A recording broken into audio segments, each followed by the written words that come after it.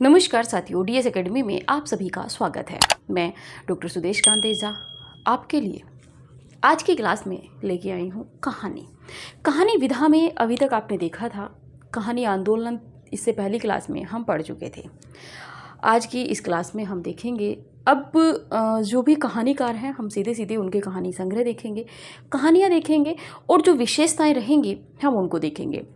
कहानियों से बहुत कम ही प्रश्न बनते हैं क्षेत्र पर आधारित।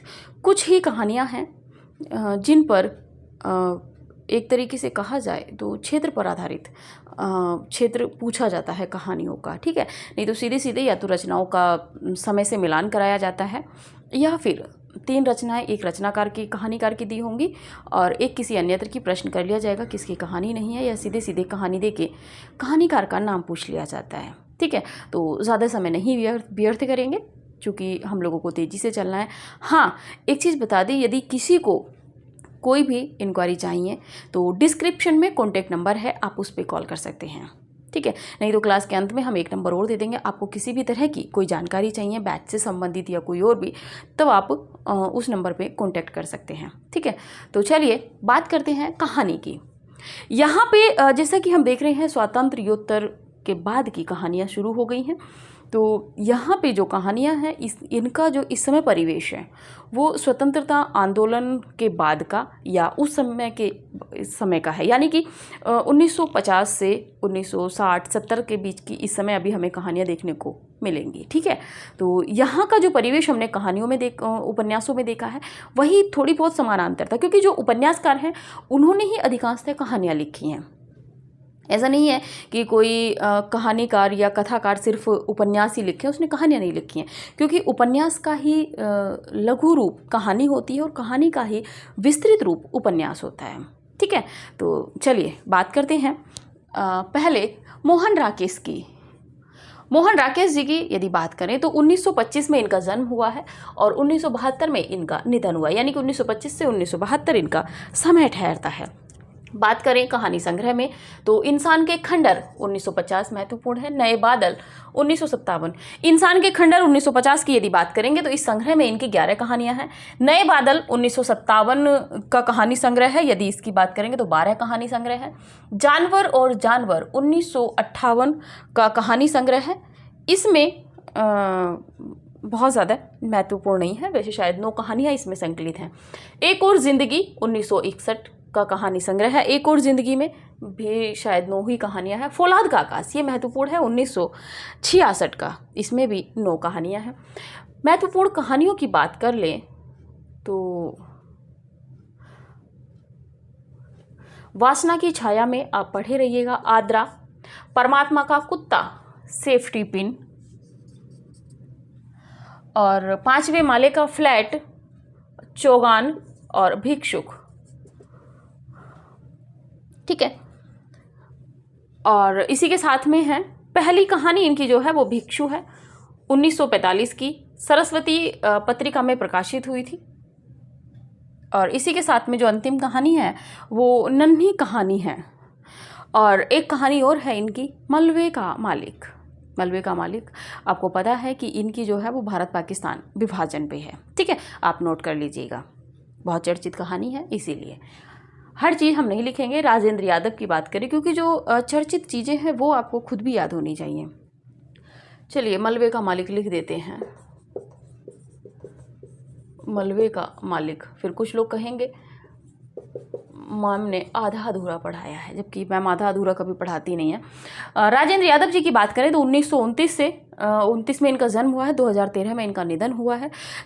जो आपकी हंस पत्रिका है उसका इन्होंने पुनः संपादन किया था दिल्ली से। पहले कहाँ से निकलती थी ये आप बताइएगा, लेकिन उन्होंने दोबारा जो बंद हो गई थी, फिर दोबारा जो इसका प्रकाशन किया वो दिल्ली से किया था, ठीक है।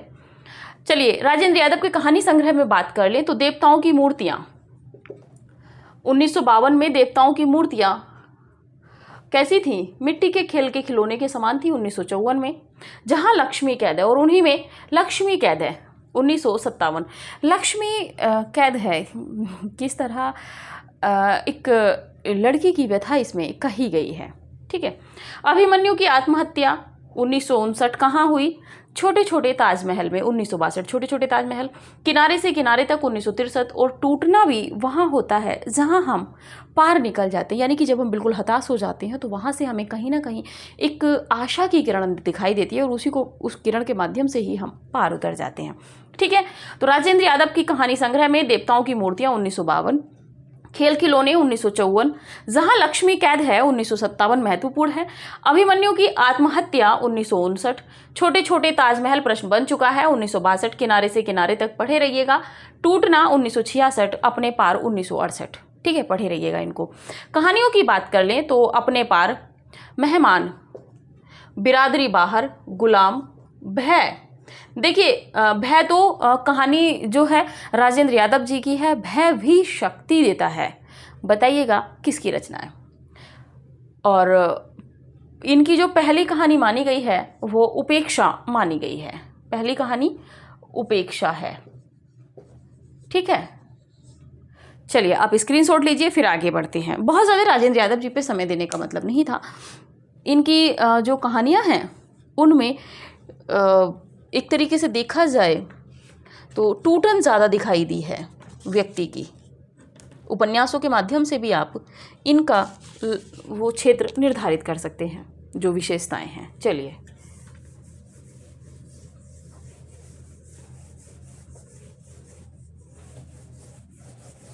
देखिए, आप ट्रिक खुद से बनाइएगा। कोई भी ये कमेंट नहीं करेगा कि मैम कुछ ट्रिक या कुछ ट्रिक, नोट्स आप खुद से बनाइए।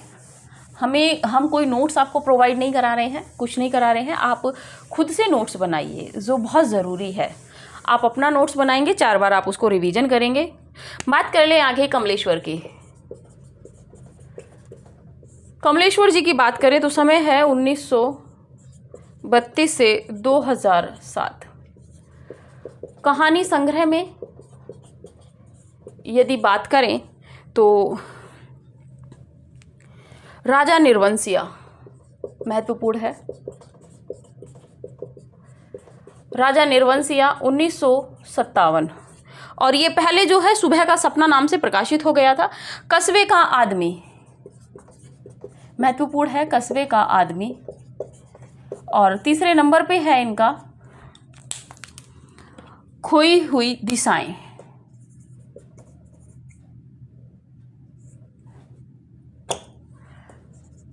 खोई हुई दिशाएं। समय की बात करें तो 1968 नहीं 63 होगा, 1963। मांस का दरिया, मांस का दरिया 1966। 5वें नंबर पे बात करें 1973 बयान। 6ठे नंबर पे यदि बात करें आज़ादी मुबारक 2002। आज़ादी मुबारक 2002। कहानियाँ देख लेते हैं इनकी। कहानियों में पहली है भटके हुए लोग, और जो इनकी भटके हुए लोग हैं, भटके हुए लोग, ये जो है इनकी शरणार्थी जीवन पर आधारित है, जो शरणार्थी की समस्या होती है। दूसरी है तलाश। तीसरी है नीली झील, महत्वपूर्ण है। और 4th नंबर पे बात करें तो जॉर्ज पंचम की नाक, जॉर्ज पंचम की नाक, और ये व्यंग्यात्मक कहानी है। देवी की माँ 5वां, देवी की माँ। कस्बे का राजा, छोड़ दीजिए इसको। एक रुकी हुई जिंदगी,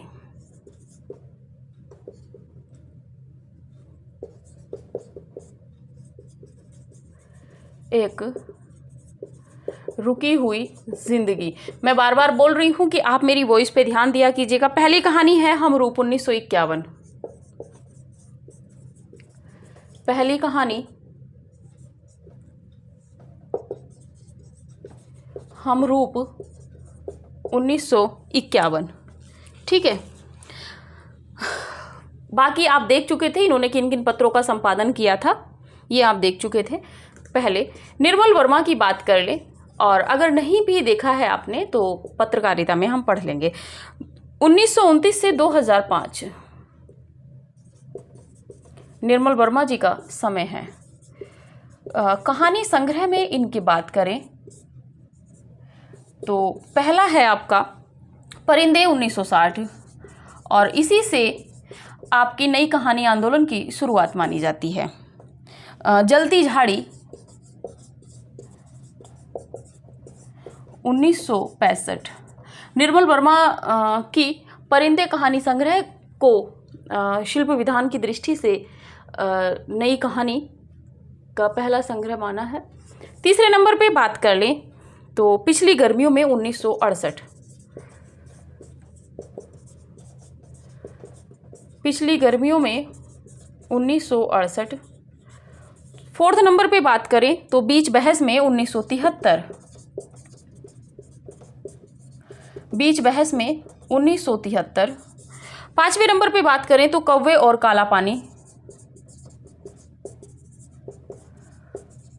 कौवे और काला पानी 1983। ठीक है, और 1983 और 1985 पे, यानी कि 2 वर्ष बाद इसको साहित्य अकादमी पुरस्कार इस रचना पे मिला था निर्मल वर्मा जी को। ठीक है, इसके बाद में बात कर लेते हैं प्रमुख कहानियां। प्रमुख कहानियों में यदि बात करें तो माया का मर्म, माया का मर्म, परिंदे। वैसे यहाँ पे मैंने परिंदे लिख दिया है, वैसे जिन रचनाओं में, कहानी संग्रहों में कहानी का नाम है मैं उसको नहीं नोट कर रही हूँ।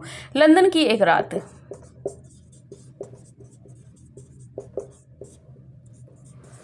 अंधेरे में, अंधेरे में लंबी कविता किसकी है और अंधेरे में कहानी किसकी है, ये आपको ध्यान रखना है। लवर्स, देखिए रिपीट करना बहुत ज़रूरी रहता है। और छठे नंबर पे सूखा, रिपीट करना इसलिए ज़रूरी रहता है, इनकी पहली कहानी लिख लेते हैं। पहली कहानी है डायरी का खेल 1953, और नामवर सिंह ने परिंदे कहानी संग्रह को से नई कहानी का आरंभ माना था, ये आप जानते हैं। ठीक है, चलिए बात कर रहे थे कमलेश्वर की। 1932 में जन्म हुआ है, 2007 में निधन। कहानी संग्रह में राजा निर्वंश 1957 महत्वपूर्ण है। कस्बे का आदमी, खोई हुई दिशाएं 1963, मांस का दरिया 1966, बयान पढ़े रहिएगा, आज़ादी मुबारक 2002। कहानियों में बात करें तो भटके हुए लोग, तलाश शरणार्थियों पर है, नीली झील, जार्ज पंचम की नाक, देवी की माँ, एक रुकी हुई जिंदगी, पढ़े रहिएगा। पहली कहानी की बात करें कमलेश्वर की तो हम रूप है, प्रश्न बन सकता है यहाँ से। निर्मल वर्मा जी की बात करें तो 1929 से 2005 इनका समय ठहरता है। कहानी संग्रहों में परिंदे कहानी महत्वपूर्ण है 1960 की, जलती झाड़ी 1965, पिछली गर्मियों में पढ़े रहिएगा 1968 का, बीच बहस में 1973 पढ़े रहिएगा, कौवे और काला पानी 1983, और 1985 पे साहित्य अकादमी पुरस्कार इसको रचना को मिला था। प्रमुख कहानियों में बात करें तो माया का मर्म पढ़े रहिएगा, परिंदे तो है ही, लंदन की एक रात, अंधेरे में। अंधेरे में इसलिए महत्वपूर्ण है कि आपसे पूछेगा अंधेरे में कहानी के रचनाकार हैं, आप कहेंगे नहीं, अंधेरे में तो लंबी कविता है।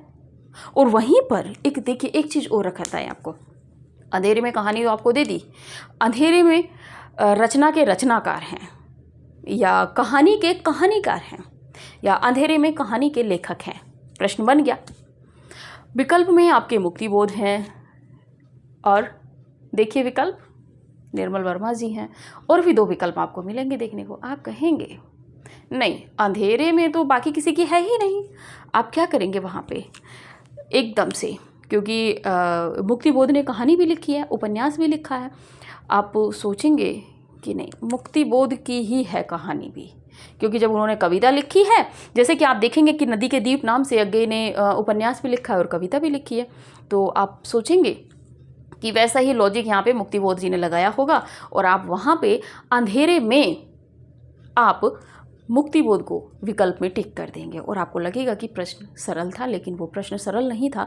एक्सपर्ट का दिमाग आपसे 4 गुना आगे चलता है, बल्कि आप उसके दिमाग को पकड़ ही नहीं सकते हो, क्योंकि हम पकड़ते हैं तभी हम क्वेश्चन लेके आते हैं।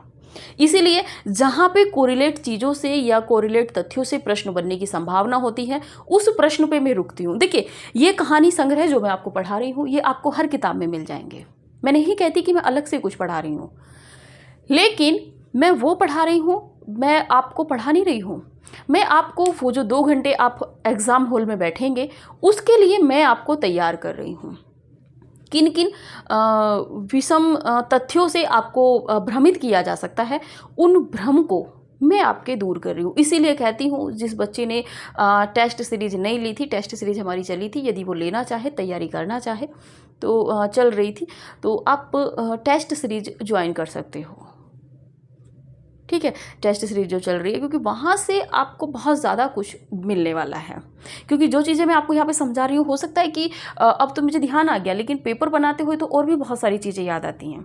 तो यहाँ से पेपर कठिन ही रहता है, बोर्ड के अकॉर्डिंग सरल नहीं रहता है। ठीक है, तो चलिए, अंधेरे में हो गया, लवर्स महत्वपूर्ण है, सूखा छोड़ भी सकते हो। पहली कहानी की बात करें तो डायरी का खेल 1953 की है।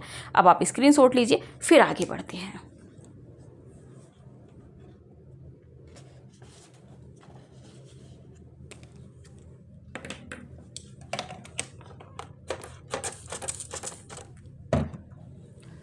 चलिए,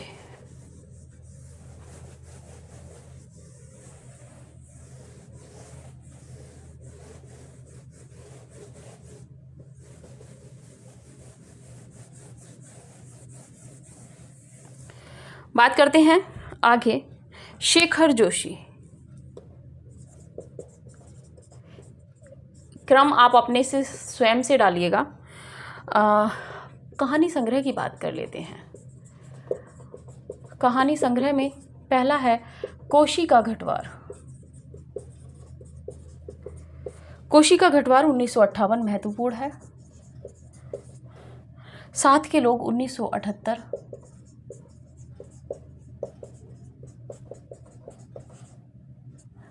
तीसरे नंबर पे हलवाहा 1981।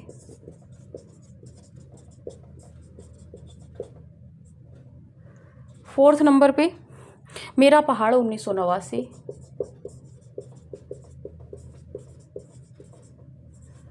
पांचवें नंबर पे यदि बात करें तो नौरंगी बीमार है 1990।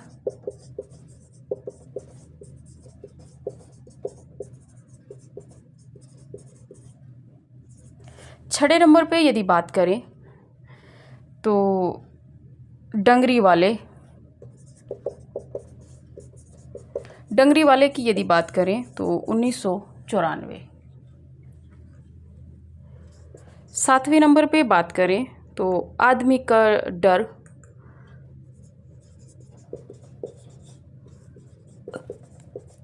डर 2011।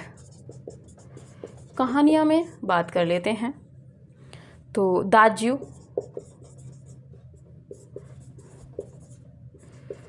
अप्रतीक्षित, और तीसरे नंबर पे है बदबू, महत्वपूर्ण है। ठीक है, धर्मवीर भारती की बात कर लेते हैं। धर्मवीर भारती की बात करें तो कहानी संग्रह, क्योंकि इनका समय आप कई बार देख चुके हैं तो यहाँ पे महत्वपूर्ण नहीं है। मुर्दों का गांव 1946। मुर्दों का गांव 1946। स्वर्ग और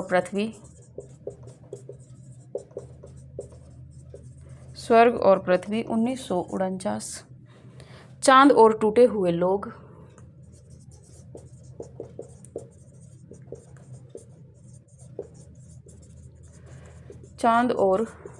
हुए लोग 1995। बंद गली का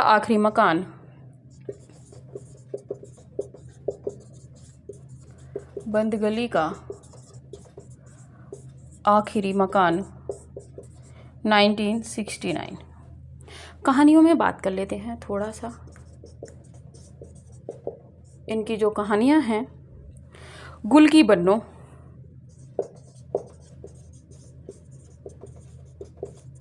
गुल की बन्नो, सावित्री नंबर 2,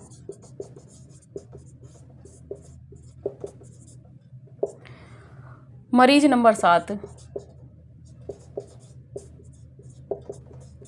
मरीज नंबर 7 के बाद में कुलटा, और बस यही महत्वपूर्ण है। ठीक है, आगे बात करते हैं फणीश्वर नाथ रेणु की।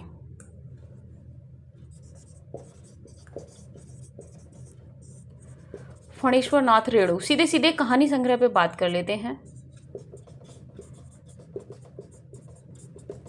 कहानी संग्रह पे बात करें तो पहला है ठुमरी 1959, इसमें इनकी 9 कहानियां संग्रहित हैं ठुमरी में। दूसरा है आदिम रात्रि की महक,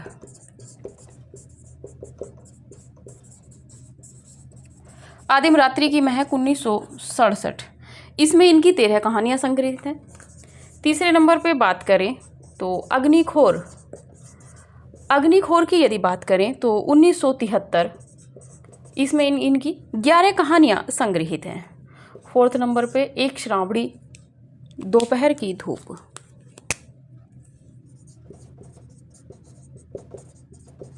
एक श्रावणी दोपहर की धूप 1984। अच्छे आदमी, अच्छे आदमी 1986 का कहानी संग्रह है। और ये जो आदिम रात्रि की ये जो दोनों हैं ये मरणोपरांत प्रकाशित हुए थे, मरणोपरांत प्रकाशित, या कहें इनके निधन के बाद प्रकाशित हुए थे। ठीक है, क्योंकि 1977 में इनका निधन हो गया था।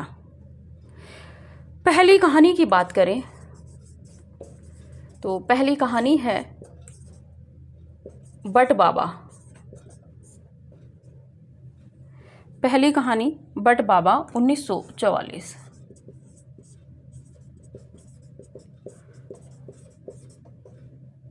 ठीक है, फिर बात कर लेते हैं कहानियों में।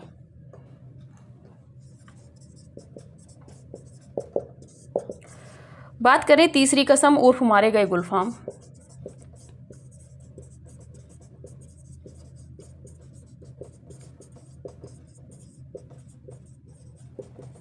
मारे गए गुलफाम, ठेस, पंचलाइट, जलवा। 5वें नंबर पे है लाल पान की बेगम,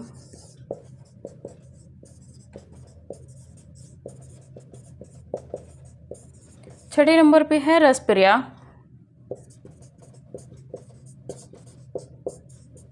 7वें नंबर पे है 3 बिंदिया।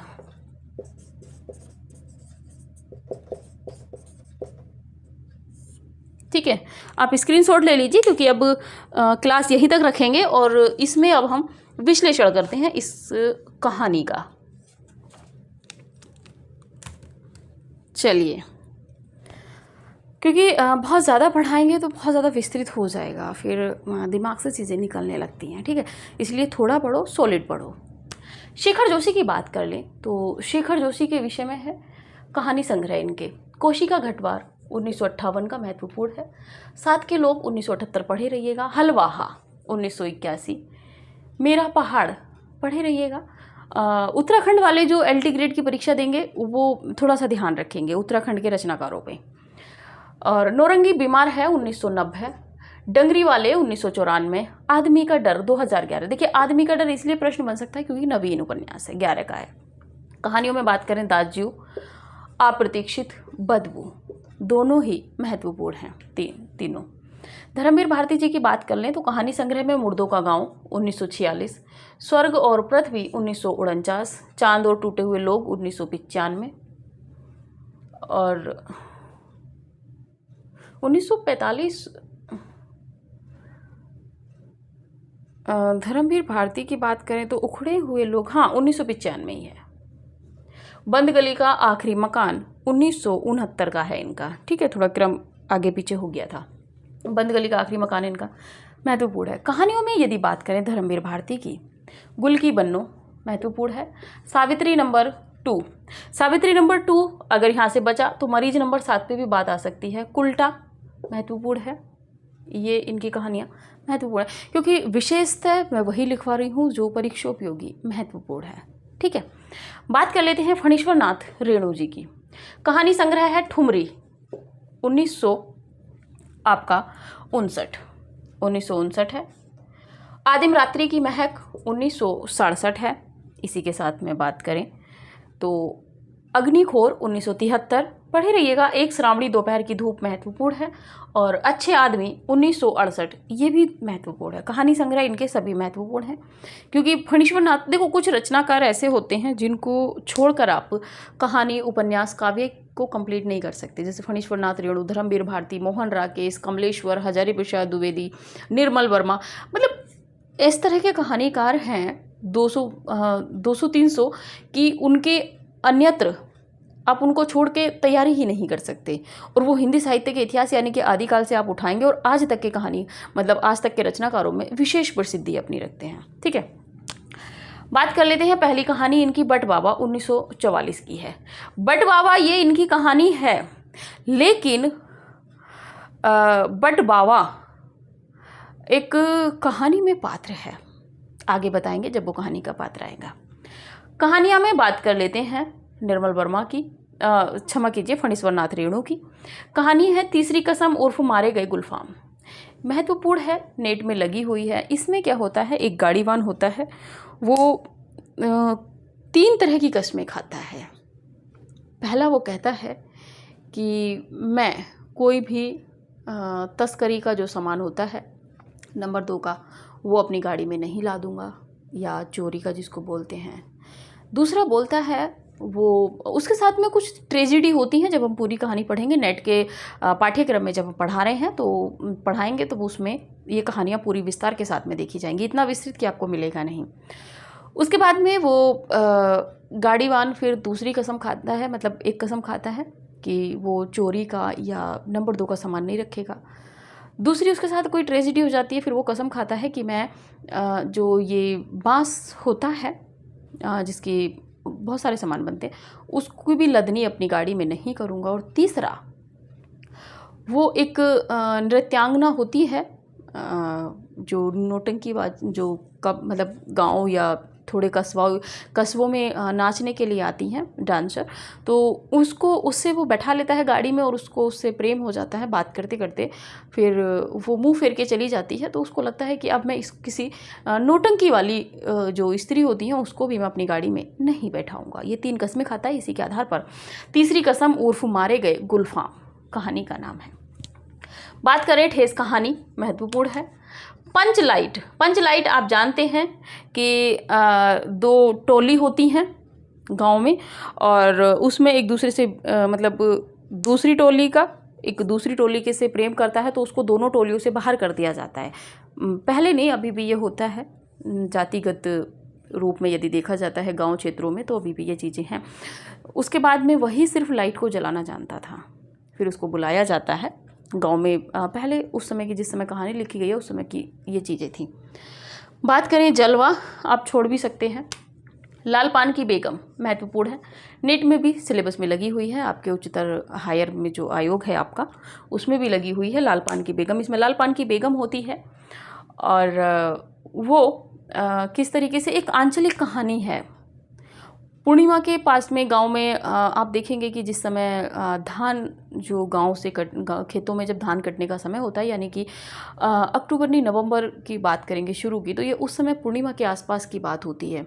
तो मेला देखने जाना होता है इन लोगों को, और वहीं कि इनके पास गाड़ी नहीं होती है, गाड़ी मांग के लाई जाती है। फिर जंगी की बहू, मतलब एक आंचलिक बहुत अच्छे से यहाँ पे फुकनी बुआ, इस सब तरीक़ों से यहाँ पे की गई है। रसप्रिया की बात करें तो एक मृदंगिया करके होता है, ये उस पर आधारित है।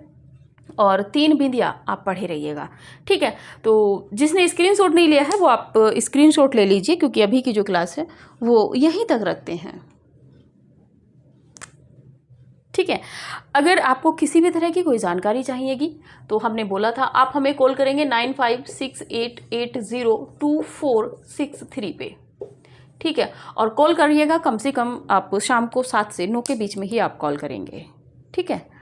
तो चलिए अभी की क्लास यहीं तक रखते हैं, मिलेंगे अगली क्लास में अगले नए कहानीकारों के साथ में। तब तक के लिए नमस्कार।